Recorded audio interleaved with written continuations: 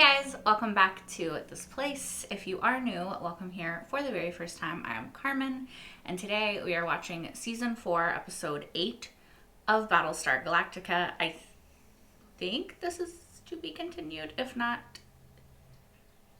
it left off in a place that very much feels like I need a part 2.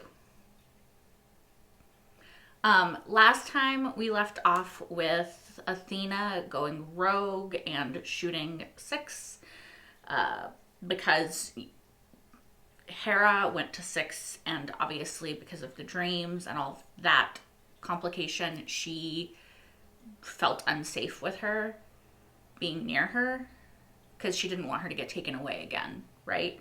I think it was a little bit illogical, but you know, she's just hearkening back to her human ancestors, I guess, and being illogical, you know, because emotion is not logic. And we also had Rosalind and Gaius trying to talk to the hybrid, and the hybrid said jump, and so they all went somewhere. Where? We do not know. What's going to happen? We don't know. But I bet if we watch this episode, we'll find out. And since those are kind of the big things that happened, yeah, I think that we can just get right into it now, because I don't think there's a lot more to say, because you guys know where we are, and I think I remember where we are now. So let's go. After one of their own leaders was shot aboard Galactica, we have no idea when or if it will return, or if the president or the other captains will be subject to reprisals. See, they don't know about that, right? Her getting shot. Like, the hybrid just jumped because she was like, jump. The Cylon merely kneeled down, was talking to her. Maybe that's what it looked like to the other Sir, but I know. Oh, you knew better. I had a vision. A vision where the Six and Baltar were taking Hera away from me. A vision. A vision or a dream. He doesn't really put It was stock more than in just that. a vision, Sir. You betrayed a promise to me. I trusted you. Yeah. Do you honestly think that your father will hand over power to this administration? Doubt. No. Adama will never recognize you as president, and we need someone he will. Now, the Quorum has a legal authority to appoint an interim president in a time of crisis. And I suppose you have someone in mind. No. Oh, No, not yet. interesting. Which is why we need to form a search committee and start looking for a candidate as soon as possible.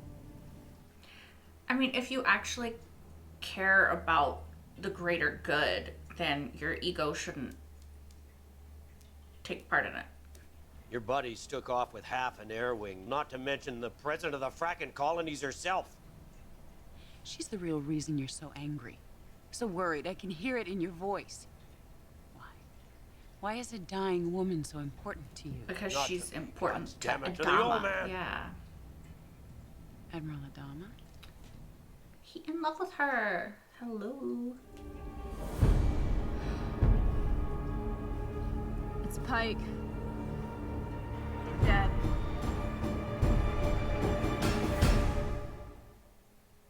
Who jumped it then? Unless he lived long enough to jump it back, but not long enough to live. Does your father have some other place he wants to go? What? Where the hell do they go? How would he know? We'll search every square inch of this debris field until we come up with a clue. But then leave the rest of the fleet back there with their asses hanging in the wind. Detail 4 Raptors to stay behind. They keep searching until they find something concrete. Give my order. Can you not give your own order? Come on, Roland. Let's put our heads together. Who would Adama respect as president? I mean, I think it's obvious to me. I ran some tests on your Cylon prisoner. Mm-hmm. Guess what I found? Would love to know.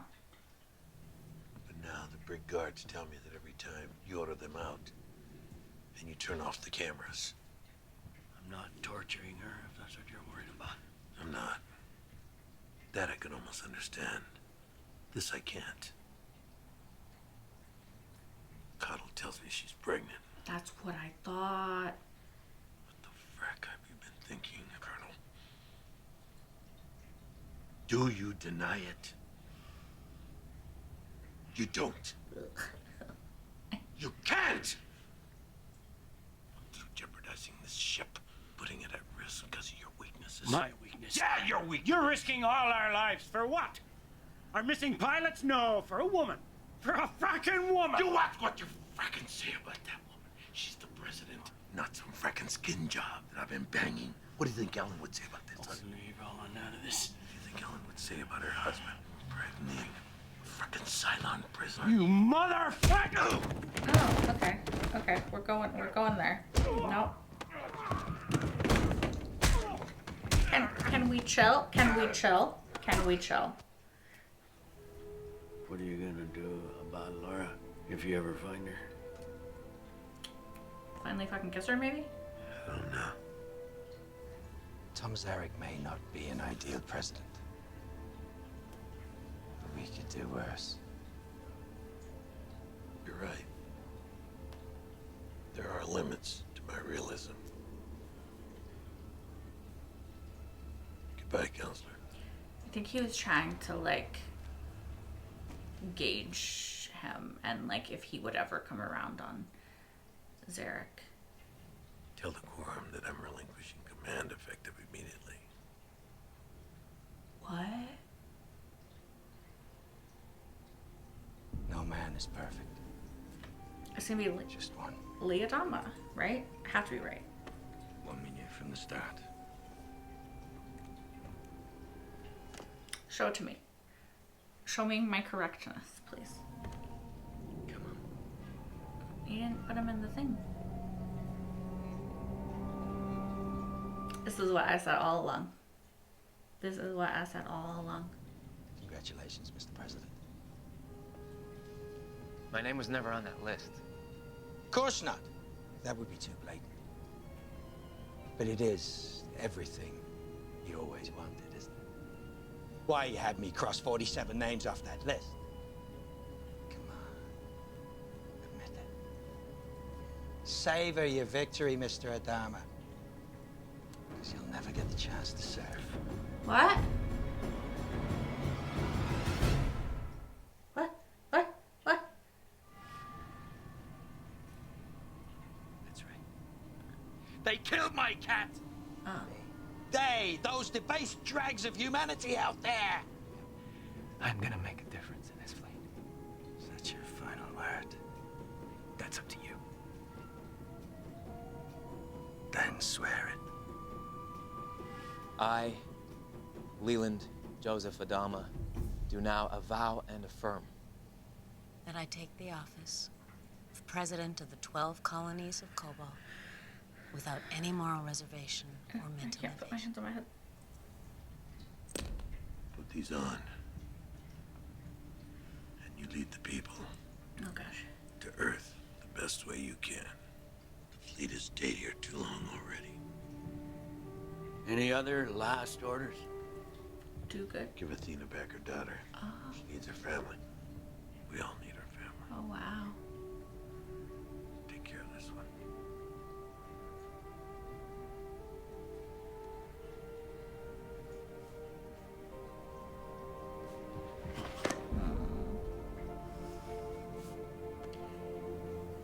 Jake, meet Romo. Romo, meet Jake. Your new best friend. There's one thing I hate more than cats. It's dogs. See, a new pet for you to load. I knew it'd be the perfect gift. Good luck, Jake.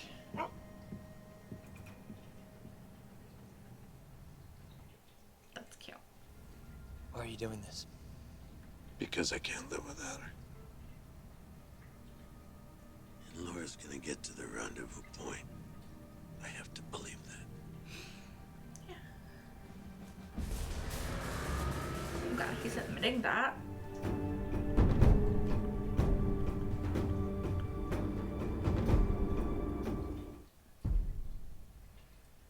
I thought this was a really good episode. I think that it was there was definitely moments that I'm like, what? And maybe that's just me not understanding like fully the motivations of certain characters and stuff. Like Lampkin, I do not understand. I mean, I guess, okay, if I take what Lampkin said at face value, right? He sort of is ready to give up. He's reached that point where he's like, I don't want to try anymore because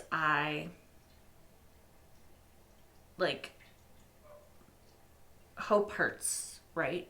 So like to keep hoping that we'll reach this this place, it hurts too much. And like somebody fucking killed his cat and I need to know who, because like they need to get spaced. I'm sorry, but like no.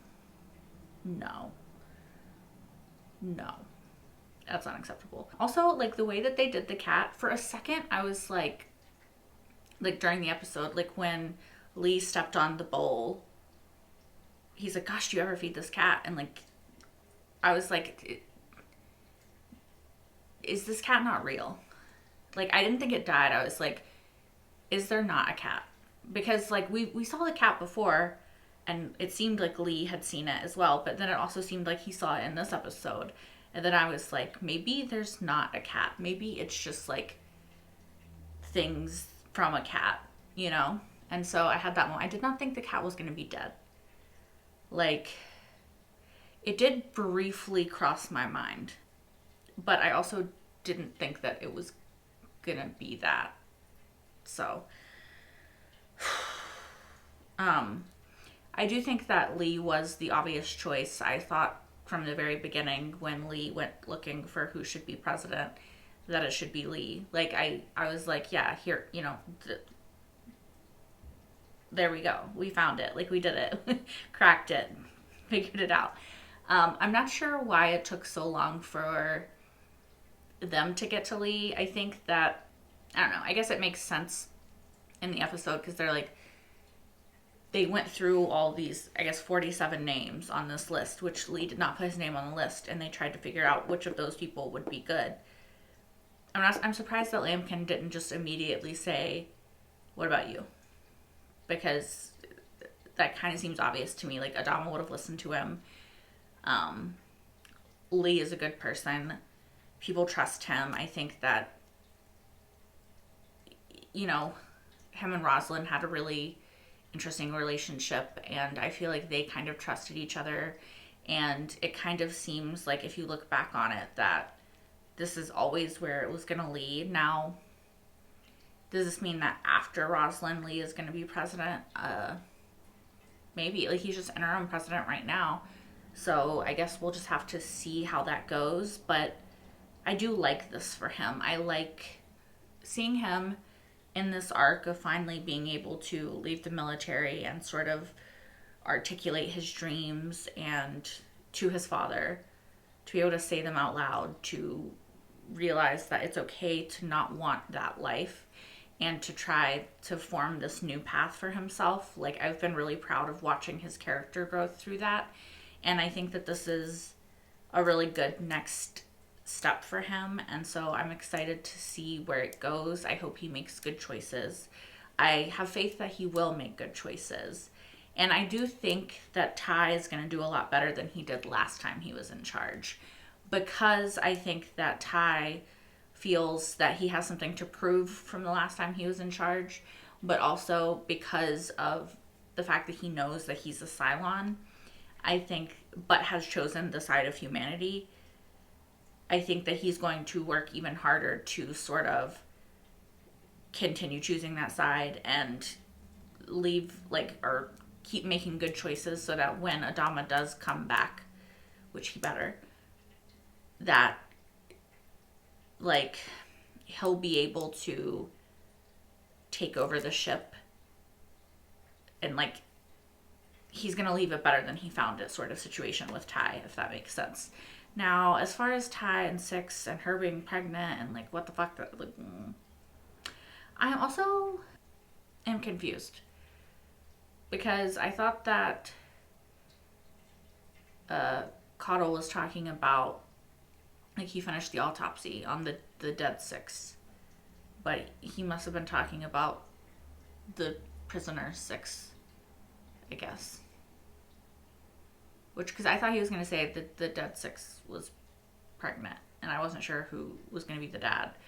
But he actually said that, I think, do I have that right? Is like the one in the, it has to be the one in the brig that is pregnant.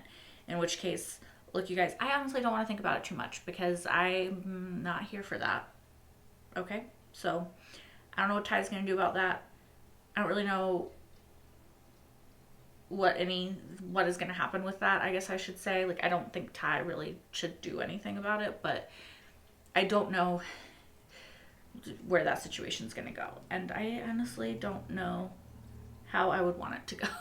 Like, I'm not here for them being in a relationship, is what I'll say. So, yeah. I thought the Adama and Athena scene was interesting in the beginning.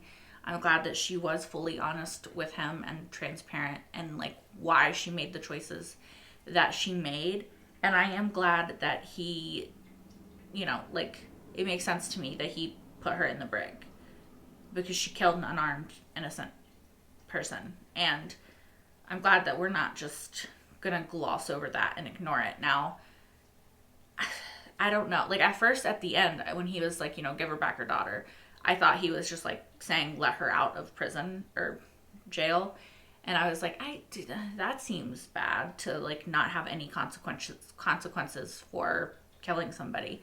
But it doesn't seem like, it seems like they put Hera in there with her, which is good. But also, like, I'm not really sure how this is going to ultimately play out. And I think, once again, it's like, I don't know how I want it to, because I obviously very much disagree with what Athena did, and I don't think that that should go unpunished. But I don't know. I genuinely don't know how I feel about it and what I want to happen going forward regarding it, because, like I said, that was a really messed up thing, and I don't think that there should be no consequences for that. But the consequences and the extent of the consequences, that I don't know.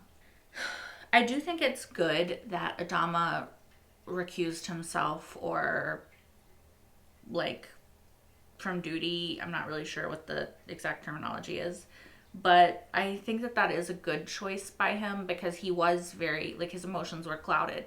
He was doing all of this just because he loves Rosalind and he can't live without her. I'm glad that he finally admitted that. I'm glad that he took stock and objectively said, you know, I'm not doing what's best for the fleet because I cannot think objectively and act objectively in this moment. Now, have there been quite a few instances in the past where Adama could have, you know, maybe used a little bit of that self-reflection regarding Starbuck or Lee? Possibly. But I'm glad that he is, you know, I mean, of course, also those instances, I'm kind of okay with it because I also care about Starbuck and Lee and Rosalind. So it's like, but I understand that it's not good to risk everybody's life.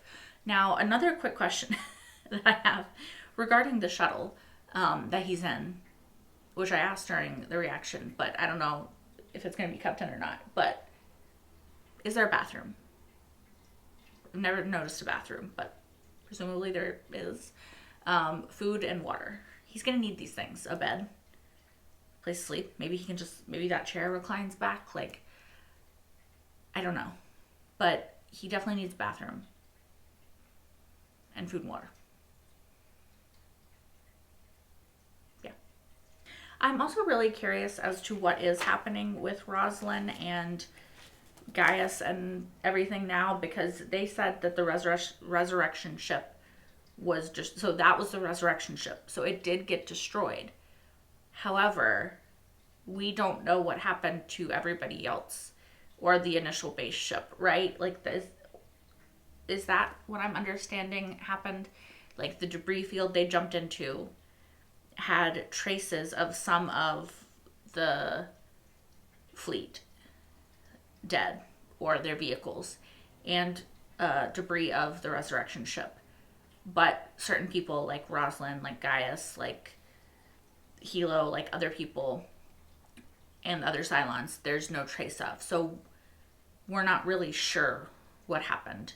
And then Adama is staying behind because he thinks that at some point Rosalind is going to jump back to the rendezvous point, and he's going to be there waiting for her while the rest of the fleet goes where they're going to go. But here's the thing.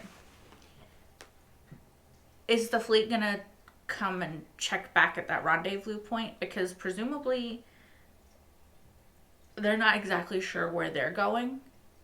So how can Adama then, like, later follow them to find them?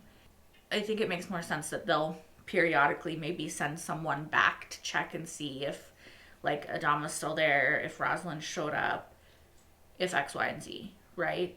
Because, like, how else, unless they're just counting on if Rosalind does show up, she'll know where the fleet is going because they're going towards Earth. I don't know. I'm a bit confused about the how their plan for, like, reunification is gonna work. Like, when eventually somebody finds somebody or doesn't find somebody, and then they have to come back together. You know? I did really, I liked this episode, and I like this storyline for Lee and for Adama and for Rosalind, and I want to see what happened on the other side so that we know, like, what's going on with everybody. But yeah, I do think it was a much, like, slower paced episode. It was a little bit more chill for the most part. Like, I don't know the word, but, like, it kind of jumped. It seems like it took place right, I'm trying to think, right after the other one, but then it also kind of jumped forward, and then also, like, there's, like, a whole other side to the story that we don't know yet. So I feel like because of that, this episode felt a bit, like, out of place to me. Like, I don't know. I think because we don't know what happened with Rosalind and Gaius and the resurrection ship and all that, which is where we left off last time, I think that this episode felt a bit disjointed or, like, out of place to me.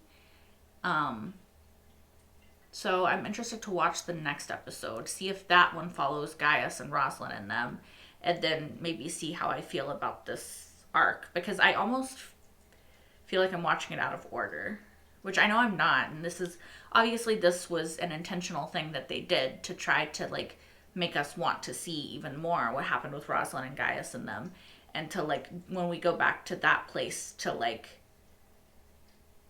be, I don't know, really excited to find out. But I don't know.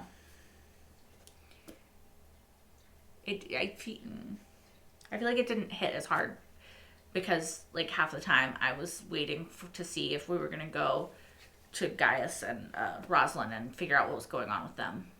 You know, I don't know if that makes sense, but that's just how I feel.